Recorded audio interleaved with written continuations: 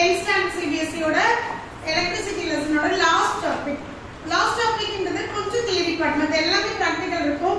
And also one more thing I want to tell you is கண்டிப்பா நீங்க வந்து அதுல கொடுத்திருக்க sums work out பண்ணி பாருங்க. sums work out பண்ணலங்க அது நடுவுல வந்து உங்க bookல NCERT bookல lots of problems are there. அந்த problems work out பண்ணி பாத்தீங்கன்னா you can able to understand what does this formula stands for. இதுல நிறைய formulas இருக்கு.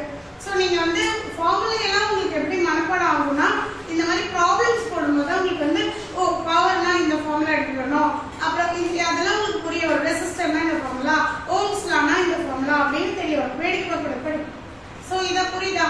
So this is how you have to work out the problems. உங்களுக்கு வந்து NCERT bookல theory part கேட்கவே மாட்டாங்க அவ்வளவா. what is a define அப்படின டெஃபினிஷன் பார்ட்ல எதுவுமே இருக்காது. only problems பேஸ் பண்ணி தான் இருக்கும். So this is the last heating effect electrical. One more thing, இப்போ நம்ம வந்து எந்த அளவு கரண்ட் இருக்கோ அந்த ஹீட் பாப்பீங்க. கரண்ட் ஓடுற எல்லா இப்போ ஃபேன் ஓடிட்டே இருக்கு. தொட்டோட இப்போ ஆஃப் பண்ணிட்டீங்க. இதுல எவ்வளவு ஹீட் இருக்கும்? பயங்கரமா ஹீட் இருக்கும். தொட முடியாது. சோ அந்த மாதிரி ஃபேன் மட்டும் இல்ல. ஃபேன்ல you can feel it easily. Light ஓடிட்டே இருக்கு. ஆஃப் பண்ணிட்டு நீங்க தொட்டாலுமே பயங்கர ஹீட் இருக்கும். கரண்ட் எங்கெல்லாம் பாஸ் ஆகுதோ அங்க ஹீட் டிசிபேட் ஆகும். ஏன்?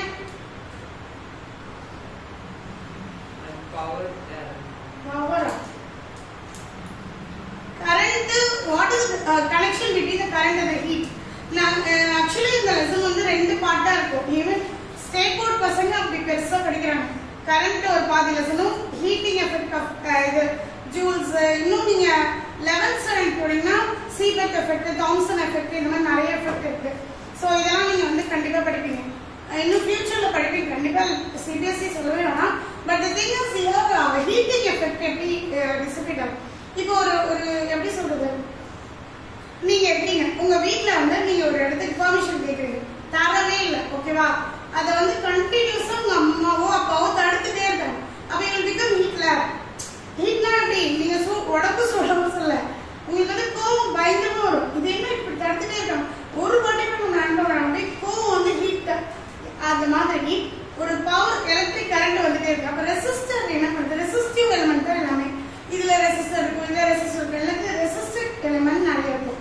அப்ப ரெசிஸ்டிவ் எலிமெண்ட் ஜாஸ்தியா இருக்கும்போது தடுப்புகள் எப்ப ஜாஸ்தியா இருக்கோ அப்ப வந்து ஹீட் வந்து கண்டினியூஸா டிசிபேட் ஆயிட்டே இருக்கும்.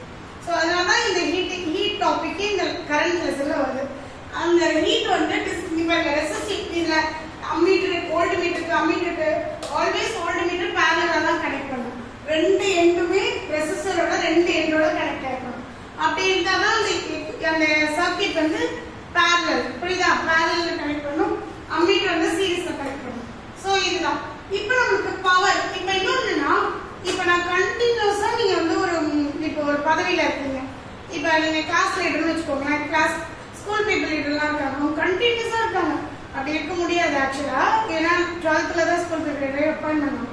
சப்போஸ் ஒரு 10th எலெக்ட் பண்ணிட்டாங்க, நீங்க 10th பயங்கரமா ஒர்க் அவுட் பண்ணி பார்த்து சரி 11th இருப்பா அப்படின்னு சொல்லிடுறாங்க, 12th இருப்பான்னு சொல்றாங்க. அந்த அளவுக்கு நீங்க பெர்ஃபார்ம் பண்றீங்கன்னா அந்த கண்டினியூஸ் அந்த ஒரு பவர் வந்துடும்ல, ஸ்கூல் பீப்புள் வராரு அப்படின்னு சொல்லிட்டு ஒரு கண்டிப்பா உங்களுக்கு ஒரு மரியாதை இருக்கும். டீச்சர்ஸே உங்களை வந்து ஒரு மரியாதையை பார்ப்பாங்க.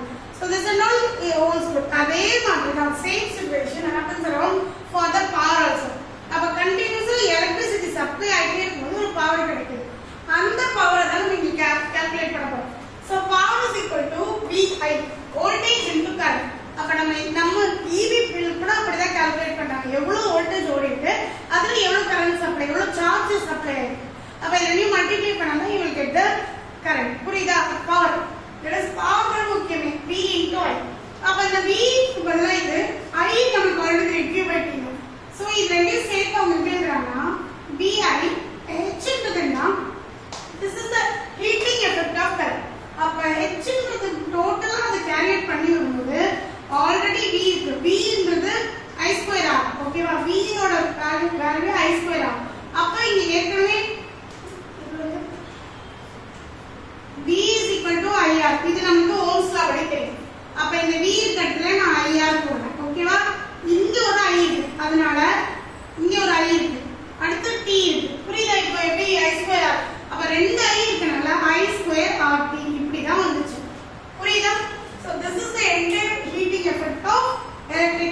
அப்போ ஒரு சப்ளைல ரெசிஸ்டிவ் பியூர்லி ரெசிஸ்டிவ் இல்லைன்னா தடுப்புகள் ஜாஸ்தி இருக்க ஹீட்டிங் எஃபெக்ட் ஜாஸ்தியா இருந்துட்டே தான் இருக்கும்.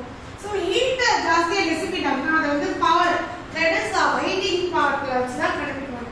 ஸோ அதுக்கு என்னன்னா வெறும் I ஸ்கொயர் RT ரெசிஸ்டன்ஸ் வேணும். அதனால ரெசிஸ்டிவ் காம்பனன்ட் வெறும் R மட்டும் இருக்கு. இதுலயே நீங்க ஃபியூச்சர்ல படிப்பீங்க ரெசிஸ்டன்ஸ் கெபாசிட்டர் இண்டக்டர் இதெல்லாம் படிப்பீங்க. அப்ப அதெல்லாம் எக்யூப்மெண்ட்ஸ்ல இன்னும் நிறைய சர்க்யூட்ன்றது ஒரு க்ளோஸ்டு காம்பேக்டா எல்லாம் கரண்ட் ஃப்ளோ ஆகும், சார்ஜஸ் ஃப்ளோ ஆகும். சார்ஜ் ஃப்ளோ ஆகும்போது காம்பனன்ட்ஸ் எல்லாமே கரண்ட் ஃப்ளோ ஆயிடும். இப்போ இங்க ஒரு கெபாசிட்டர் வைக்கிறீங்க, இங்க ஒரு ரெசிஸ்டர் வைக்கிறீங்க, இங்க ஒரு இண்டக்டர் வைக்கிறீங்கன்னா எல்லாமே RLC மூணுமே வந்து கரண்ட் சப்ளைல இருக்கணும். அப்படி இருந்து ஸ்விட்ச் ஆன்ல இருந்துச்சுன்னா then it is said to be ஒரு சர்க்யூட்.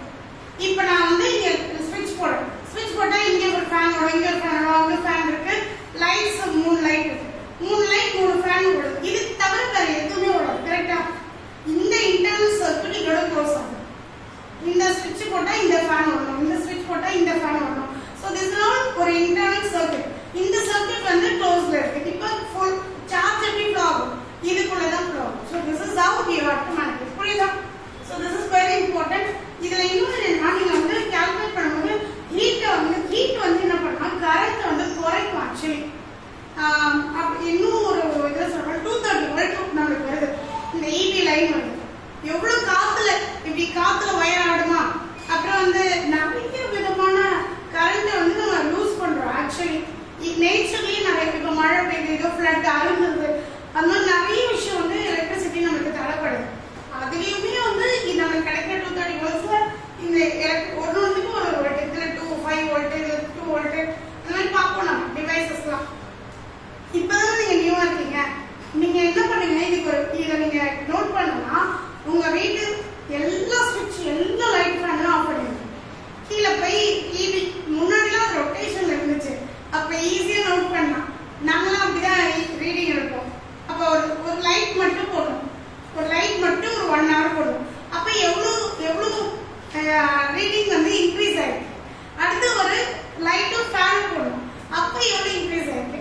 அடுத்து ஃப்ரிட்ஜ் வந்து போடணும், அப்ப எவ்வளவு இன்க்ரீஸ் ஆயிருக்கு. அப்ப உங்களுக்கு ஒரு டிவைஸும் எவ்வளவு பவரை கூட்டுது அப்படிங்கறத உங்களுக்கு கண் கூட பார்க்க முடியும். ஸோ திஸ் இஸ் வெரி ரொம்ப பேசிக். ஒரு இன்ஜினியர் வீட்டில் இருக்கான்னு வச்சுக்கோங்க, ஒரு ஃபாதரோ ஒரு மதரோ இருக்காங்கன்னா அவங்க கண்டிப்பா அந்த சில்ட்ரனை இப்படி பண்ண சொல்லுவாங்க. எங்க வீட்டில் நம்ம பண்ணியிருக்கேன் இந்த மாதிரி ஆஃப் பண்ணி அதை வந்து ஒன்னொன்னா. அப்ப நமக்கு விசிபிளா ஒன்று பார்க்கும்போது மறக்கவே மறக்காது கான்செப்ட். புரியுதா? இப்ப நான் என்னதான் தெளிவா சொன்னாலும் இப்ப புரியும். கொஞ்ச நேரம் கழிச்சு என்னது ஹீட்டிங் எஃபெக்ட் அப்படிங்கிற மாதிரி இருக்கும். ஸோ நீங்க பெஸ்ட்டுக்குள்ள வீட்டில் போய் இதெல்லாம் செக் பண்ணுங்க. எஸ்பெஷலி நீங்க வீட்டில் தனியா இருக்கும்போது இதை செக் பண்ணி பாருங்க. அதுக்காக எல்லாத்தையும் ஆஃப் பண்ணிட்டு இருக்க சொல்ல ஒன்னொன்னா போட்டு ரீடிங் எடுக்குங்க. So this will. ஆனால் பெரியவங்க கண்டிப்பா கைடன்ஸ் வச்சுக்கோங்க. நீங்க பாட்டுக்கு வேற எதையோ போய் கரண்ட் போடுங்க, வேற எதையோ பண்ணிட்டு வந்துடுறாங்க. கரண்ட்ல மட்டும் விளையாடக்கூடாது. கண்டிப்பா ஃபாதரோ மதரோ கூட இருக்கணும். அப்படின்னும் போது கைடன்ஸ் வச்சுட்டு பண்ணுங்க. So next practical application. எந்தெந்த டிவைஸ்லாம் ஆஃப் ஆகி அதுவே ஆன் ஆகுதோ அந்த டிவைஸ் எல்லாத்துக்கும் ஹீட்டிங் எஃபெக்ட் இருக்கும். அயன் பாக்ஸ் அதுவே ஆஃப் ஆகி ஆனது நீங்க அப்படியே யூஸ் ஹீட் ஆயிடுச்சு ஆஃப் பண்றீங்க. ஸோ அதே மாதிரி எலக்ட்ரிக் டோஸ்டர்லாம் வந்து அந்த குறிப்பிட்ட செகண்ட்ல போய் ஆஃப் ஆயிடும். அந்த பிரெட் டோஸ்ட் பண்ணி கொடுத்துச்சுன்னா ஆஃப் ஆயிடும். ஸோ அதே மாதிரி கெட்டில் உங்களுக்கு தெரியும், சுடு தண்ணி ஆயிடுச்சுன்னா அதுவே ஆயிடும். ஸோ எலக்ட்ரிக் அவனும் அதே மாதிரி தான். அவன்லாம் அழகு அவன் மட்டும் அவங்க ஆட்டோமேட்டிக் பண்ணலன்னா எவ்வளோ அவன் எரிஞ்சு போயிருக்கும். ஸோ அதனால எல்லா அவன்லையுமே டைமர் செட் பண்ணிட்டு அந்த டைமர் வந்தோடனே அது வெந்துச்சோ வேலையோ அது ஆஃப் ஆயிடும். அதனால அப்போ எங்கெங்கெல்லாம் ஹீட் ஓவர் ஆகுதோ அதனால நீங்களும் வந்து இந்த ஏஜ்ல வந்து இதுல இருந்து கத்துக்கணும். இந்த மாதிரி ஓவரா ஹீட் ஆகக்கூடாது, இன்னும் ஆகிடும் ஆஃப் ஆயிடுவீங்க. ஸோ அதனால நம்ம வந்து கூலா நம்ம வந்து லெசன்ஸ் படிக்கணும். புரியுதா? So these all practical application of heating effect of current. அப்போ இங்கெல்லாம் ரெசிஸ்டர் இருக்குன்னு இருக்கும், ஹைலி ரெசிஸ்டிவ் காம்பனன்ட்ஸ்னு அர்த்தம் ஆக்சுவலி. அப்போ ரெசிஸ்டர் இருக்கனால இந்த டிவைசஸ்லாம் ஹீட் ஆகுது, ஆட்டோமேட்டிக்காக அதுவே ஆஃப் ஆகுது. புரியுதா? ஸோ இது எல்லாமே ப்ராக்டிகல் அப்ளிகேஷன். இதுல நம்ம ஐன்ஸ்டீனை பத்தி நான் இது சொல்லியா, ஒரு பல்பு கண்டுபிடிக்க லைட்டே இல்லாத காலம். அப்ப லைட் இல்லைன்னா ஃபேன் இருக்குமான்னு கேட்காதீங்க, அது வேற கதை. நம்ம லைட் இருந்தாதான் வெளிச்சம், முதல்ல வெளிச்சம் முக்கியம். ஃபேன் இல்லாம கூட விசிறி விசிறி இந்த லைட் இல்லாம எதாவது பார்க்க முடியுமா? கண்ணு இருந்து பிரோஜனமே இல்லாத மாதிரி இருக்கும். ஸோ அவர் அப்ப கண்டுபிடிச்சிருக்காரு. ஒரு கிட்டத்தட்ட அவரோட லைஃப் ஹிஸ்டரியில பார்த்தீங்கன்னா ரொம்ப ரொம்ப ஆச்சரியமா இருக்கும். காது கேட்காதவருக்கு ஒரு இந்த மாதிரி அதுவும் வாண்டடா இல்லை, ஏதோ இந்த மாதிரி ப்ராக்டிக்கலா எக்ஸ்பெரிமெண்ட் பண்ணும்போது நடந்தது. இப்போ இது அப்புறம் அவர் கண்டுபிடிச்சனாரு ஒரு வாட்டி கண்டுபிடிச்சிட்டு எல்லாரையும் கூப்பிடுவாங்க, வந்து பாருங்க நான் கண்டுபிடிச்சிட்டேன், ஆனால் லைட் எரியாது. அவர் பண்ணும்போது எரியும், அப்புறமா எரியாது. எல்லாரும் சிரிப்பாங்க, முடிஞ்சவங்க சிரிப்பாங்க. இதுக்கு நினைக்கிற வேலையே கிடையாது, எப்பப்பா நம்ம டைம் எல்லாம் வேஸ்ட் பண்ணுவோம். ஆனா அவர் எத்தனை எலமெண்ட்ஸ் கண்டுபிடிச்சா தெரியுமா? சில இதை டங்ஸ்டன் போடும்போது மட்டும் எரியல, இதுக்கு முன்னாடியும் சில ஃபிலமெண்ட்ஸ் அவர் நிறைய ஃபிலமெண்ட்ஸ் போட்டு போட்டு போட்டு போட்டு போட்டு பார்த்து கடைசியாக டங்ஸ்டன் பண்ணாரு. அது இன்னும் நிறைய எலமெண்ட்ஸ் போடும்போதும் பல்ப் எரிஞ்சது. ஆனா அவர் நினைச்சது என்ன தெரியுமா? அந்த பல்ப் எல்லாமே அந்த ஃபிலமெண்ட் எல்லாமே ரொம்ப காஸ்ட்லி. அப்ப பணக்காரங்க வீட்டுல மட்டும்தான் அந்த லைட் எரியும், ஏழைங்க வீட்டுல எரியுமா? தெரியாது. அதனாலதான் அவர் சீப் அண்ட் எஃபெக்டிவான ஒரு விஷயம் நம்ம கண்டுபிடிக்கணும், அப்பதான் ஏழைங்க வீட்லயும் லைட் எரியும். அந்த மாதிரி ஒரு நுட்பமா கண்டுபிடிச்சதுதான் டங்ஸ்டன். அப்ப அந்த டங்ஸ்டன் நான் சின்ன வயசுல இருக்கும்போதே 10 காசோ 20 காசோ சொல்லுவோம். அப்ப அவர் கண்டுபிடிக்கும் போது எவ்வளவு கம்மியா இருக்கும் பாருங்க. அந்த மாதிரி ஒரே நீங்க இதெல்லாம் இப்ப பார்க்க சான்ஸ் இருக்குமான்னு தெரியாது. இப்ப இருக்க பல்புல ஒண்ணு கூட கிடையாது. நீங்க அந்த குண்டு பல்புன்னு சொல்லுவாங்க, அது ரொம்ப ஹீட் ஆயிடும் கொஞ்ச நேரம் போட்டாலே. அதுல இந்த ஒயர் பாத்தீங்கன்னா இப்படி இப்படி இங்க ஒரு இது இருக்கும், இங்க ஒரு இது இருக்கும். இந்த ரெண்டு இதுக்கு நடுவில் டங்ஸ்டன் இருக்கிறதுலே ரொம்ப கம்மி விலையில அவர் பர்ச்சேஸ் பண்ணாரு. ரீசன் ஏழைங்க வீட்லயும் இது விளக்கணும். ஸோ டங்ஸ்டன் என்ன it's having high melting point. அப்படின்னு அர்த்தம் 3380 டிகிரி செல்சியஸ்ல தான் அது மெல்ட் ஆகும்.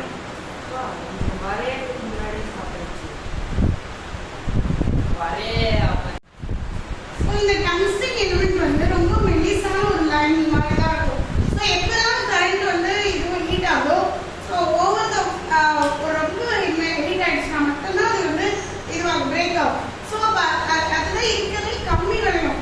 இதை விட நிறைய ஃபிலமெண்ட்ஸ் எல்லாம் போடும்போது பல்ப் எரிஞ்சுட்டு தான் இருந்துச்சு. ஆனா இது மட்டும் தான் கம்மி விலையாகவும் இருந்துச்சு, அது எரியாவும் போச்சு. சரியா? ஸோ அதனால டங்ஸ்டன் 3000 டிகிரி செல்சியஸ் எவ்வளோ ஹை அமௌண்ட் ஆஃப் ஹீட் அப்படிங்கும்போது அது மெல்ட் ஆக ஆரம்பிக்கும். அது வரைக்குமே அது சஸ்டெயின் பண்ணும்.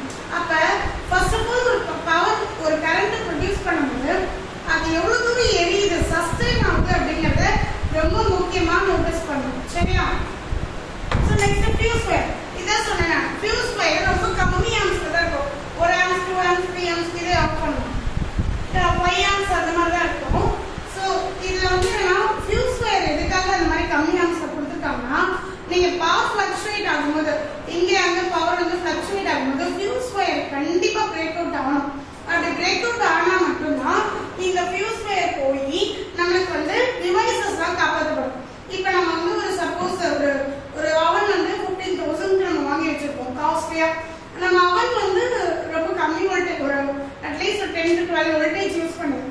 சப்போஸ் ஸ்டெபிலைசர் வைக்கல பவர் ஃபிளக்சுவேட் ஆகுதுன்னா கண்டிப்பா அவன் அடிச்சுட்டு போயிடும். அந்த டிவைஸ் காயில் இதுவாயிடும். அப்ப நெக்ஸ்ட் டைம் நம்மளால பர்ஃபார்ம் பண்ண முடியும். அப்ப திருப்பி புது அவன் வாங்க முடியுமா? முடியாது. ஸோ இந்த மாதிரி அவனுக்கு எப்படின்னா ஒரு டிவைஸ் ஒரு மாதிரி எல்லாத்தையும் பழச ஒண்ணுன்னா நம்ம கரண்ட் ஃபிளக்சுவேஷனால ஒரு டிவைஸை தொலைச்சிட்டு புதுசா வாங்க முடியும். So in order to avoid this fuse wire நம்ம வச்சிடணும். ஃபியூஸ் ஒயர் கம்மி இருக்குதான் அப்படின்னு நம்ம டக்குனு மெல்ட் ஆயிடும். ஃபியூஸ் கரண்ட் லைட்டா அதிகமா வந்தாலே ஃபியூஸ் ஒயர் கட் ஆகும். அதனாலதான் கம்மி ஆம்ஸ்ல வச்சிருக்காங்க, 1 amps 2 amps. So fuse wire cut ஆயிடுச்சுன்னா you will have other devices are safe. So அந்த மாதிரி சேஃப் வச்சுக்கலாம். ஸோ டோட்டலி எனக்கு 1 கிலோவாட் நமக்கு வரது 1 கிலோவாட் 220 வாட்ஸ் தான் நார்மலா வருது. ஸோ அப்போ 1 கிலோவாட்னா 4.54 ஆம்ஸ் தான் நமக்கு யூஸ்வலாவே நமக்கு வந்துட்டு இருக்கு. ஸோ இப்போ electric power, the final topic of this electricity lesson is electric power. So power நான் ஆல்ரெடி சொல்லிட்டேன், power voltage and current. So நம்ம ஒரு ஒண்ணா இன்க்ரீஸ் பண்ணிட்டு போறோம். First current, flow of charge. current எல்லாம் கொஞ்சம் சேகரிச்சு வோல்டேஜா மாறும், potential difference மாதிரி வோல்டேஜா மாறும். வோல்டேஜ் current மிங்கிள் ஆகி எனக்கு பவர் கொடுக்குது. பவர் அந்த டிவைஸ்க்கு இன்னும் எக்ஸ்ட்ரா ஒரு அப்ளிகேஷன்.